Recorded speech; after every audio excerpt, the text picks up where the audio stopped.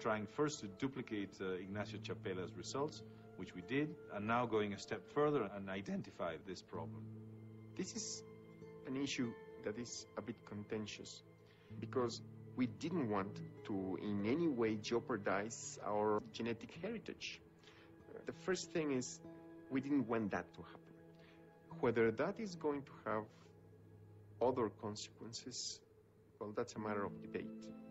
The fact is, those sequences were not supposed to be in those corns, and they are now. And that's a big problem for us.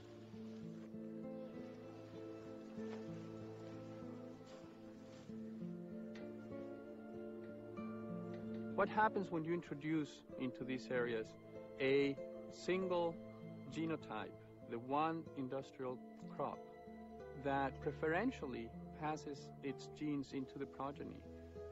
What happens is basically you crowd out that diversity. And this, in the long term, is a major threat to food security.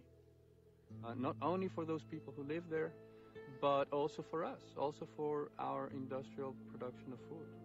If we do not have access to those genetic resources, we're going to be facing challenges that we are not going to be able to solve. It is not just genetically modified corn that has raised patenting issues in Mexico. Current international system of patents does not protect in any way traditional knowledge, and we have had a number of problems in Mexico related to that. I think there are 3 or 4 applications for patents for tortillas. Like it was a new thing, like somebody had invented tortillas, which of course have existed for 3,000, 5,000 years, we don't know. First of all, some people will debate, and I think it is a worthwhile debate, if life should be patented at all. And that's a discussion that humanity as a species hasn't done properly. And it is a sort of pending homework, something we need to do.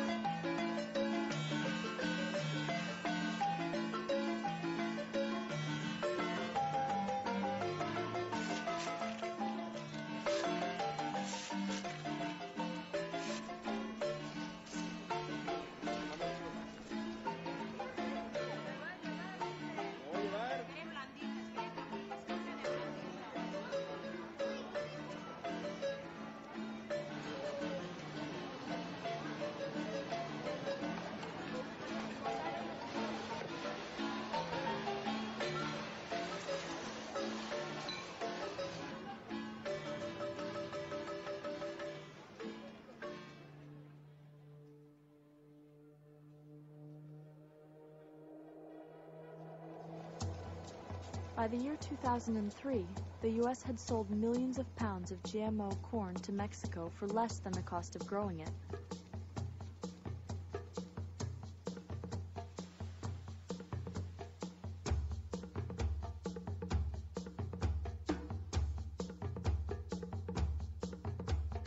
Around the world, resistance was mounting against the U.S. exported genetically modified crops.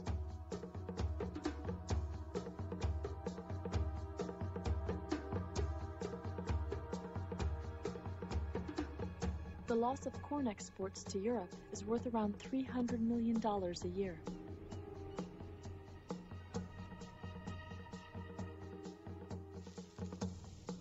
This has only compounded the farm crisis in North America.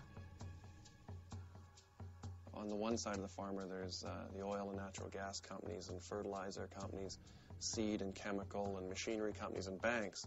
And then the farmer is literally in the middle of an agri-food chain. Downstream, there's processors, railways, grain companies, restaurants, packers, etc. And what's happened in that chain is each link, with the exception of the farm link, is being dominated by fewer and fewer, larger and larger corporations.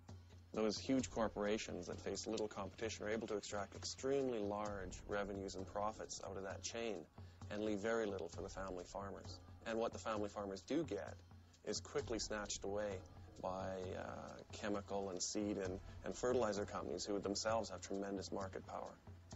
Farmers are not the ones making the money.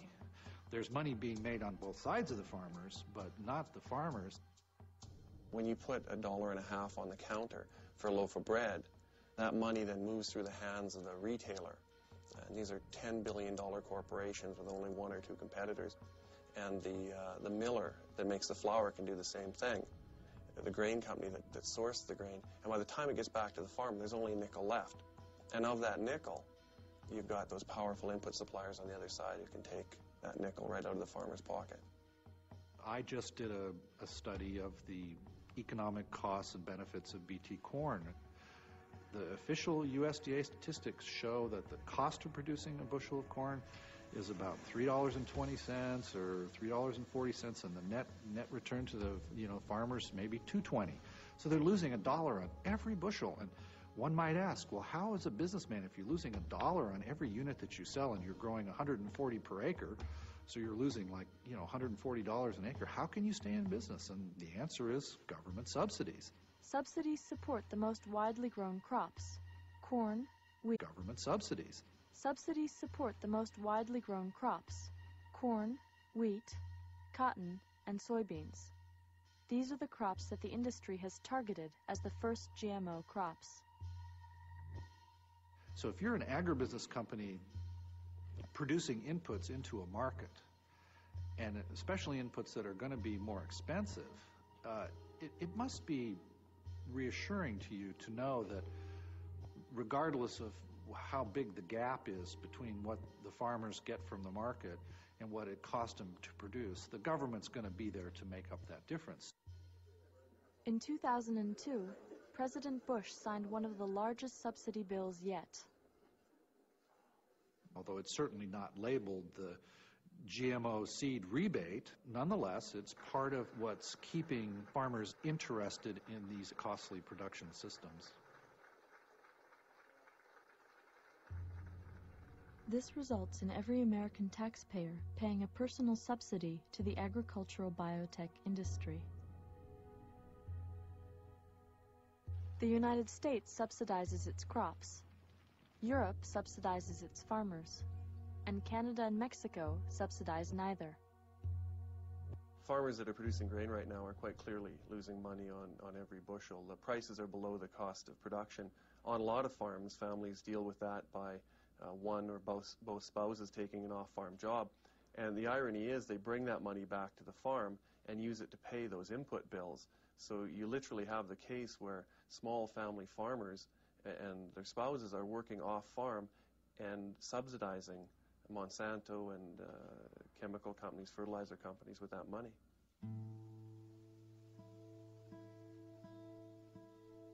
If you talk to people in agricultural circles about, well, what's the important skill of farming? It's marketing. It's taking full advantage of the government programs. It's dealing well with your banker and all the people that you lease land from and managing equipment well. And, those are the skill sets. It's not their understanding of the biology of their soils or their production system or the traditional skills that one would think about.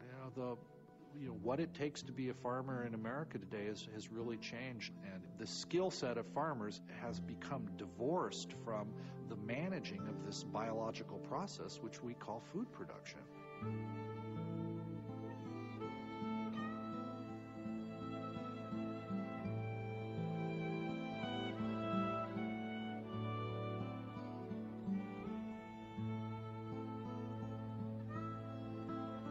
In rural America, people value community and neighborliness and friendship, but as farms get bigger and more homogeneous and more of the control of the capital and the management decisions gets moved to St. Louis or Minneapolis or Kansas City, and you've really just got sort of hired hands out there on the farm, there's an erosion of the richness of the community that shares that space, and a lot of things get sort of lost as a result of that.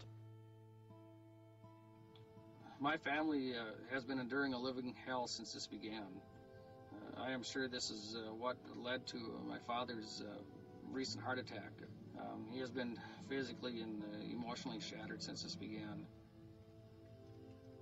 It has been heart-wrenching to watch our reputations be destroyed in our own community over something we did not do.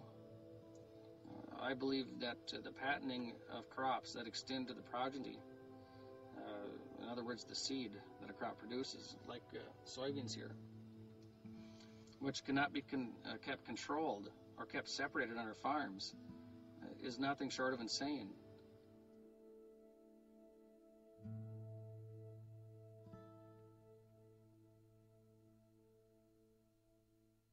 A lot of people in the industry try and paint a picture that, listen, 60% of our food is, is processed food, has some genetic engineered, product in it, so forget it, it's over. Your resistance is useless. Well, this is nonsense. The vast majority of our foods, the wheat, the rice, our fruits, our vegetables, are not genetically engineered. The vast majority of the food we eat is not genetically engineered. But right now, probably the key issue is the current controversy over genetically engineered wheat.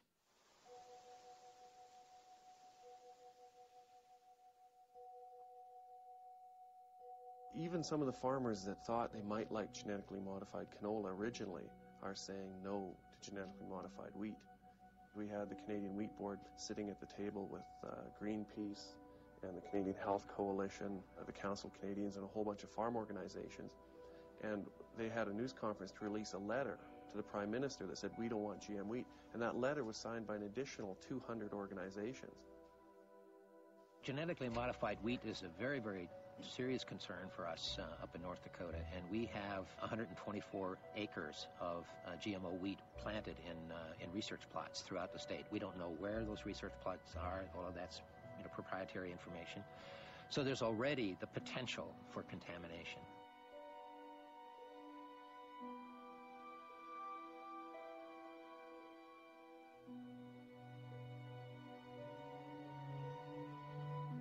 If a custom combiner combines some GMO wheat and then goes to combining some non-GMO wheat, the contamination is going to occur. When it does, we'll lose our markets. It's that simple. What Monsanto told our legislature here in North Dakota was that if they attempted to put a moratorium on the introduction of this wheat, they would pull all of their research dollars out of our state and our universities,